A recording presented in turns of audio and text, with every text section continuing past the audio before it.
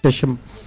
ఈరోజు ఇక్కడ సుమారు గత 10 సంవత్సరాల నుంచి అక్షయ ఆకృతి సంస్థ ఆధ్వర్యంలో ఈ బదిర్ పిల్లల కోసం ఇక్కడ ప్రత్యేక స్కూల్స్, అదేవిధంగా వాళ్ళకి శిక్షణ ఇచ్చే కార్యక్రమాలు, ఇట్లాంటి మంచి ఏర్పాట్లు జరుగుతున్నాయి.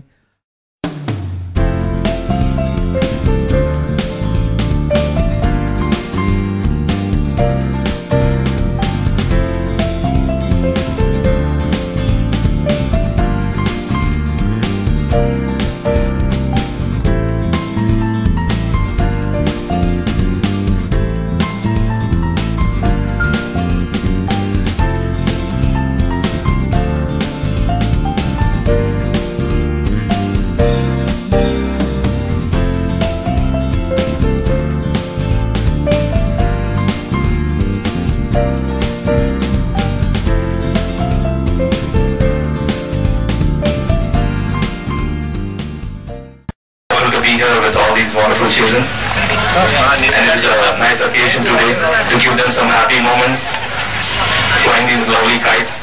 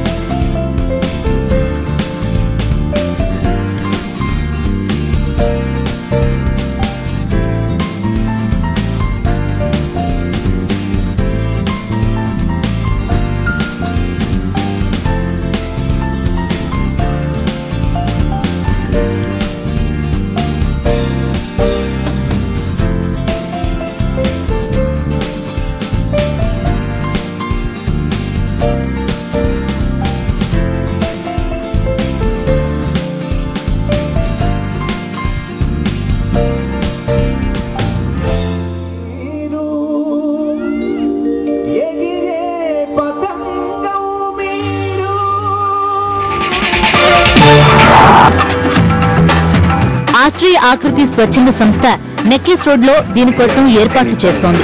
అనాథలను ఆదుకోవడమే ప్రధాన ఉద్దేశంగా వీరంతా గాలిపటాలను రూపొందిస్తున్నారు.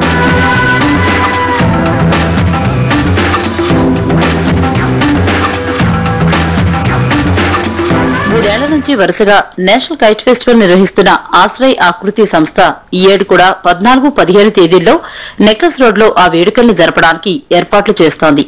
ఈ ఫెస్టివల్లో వాలంటీర్లుగా పనిచేయాలని ఉత్సాహపడుతున్న కొంతమంది బదిరులకు శిక్షణిస్తోంది. కైట్ ఫెస్టివల్లో పాల్గొనే వారికి గైడ్ చేయడం, సేవలు అందించడం వంటి పనుల్లో వీరు పాల్పంచుకుంటారు. మూగబాలుల సంక్షేమం కోసం ఆశ్రయ ఆకృతి సంస్థ ప్రతి ఏడాది మాదిరిగా ఈసారి కూడా సంక్రాంతి పర్వదినాన గాలిపటాల ఉత్సవాలను నిర్వహించ తలపెట్టింది.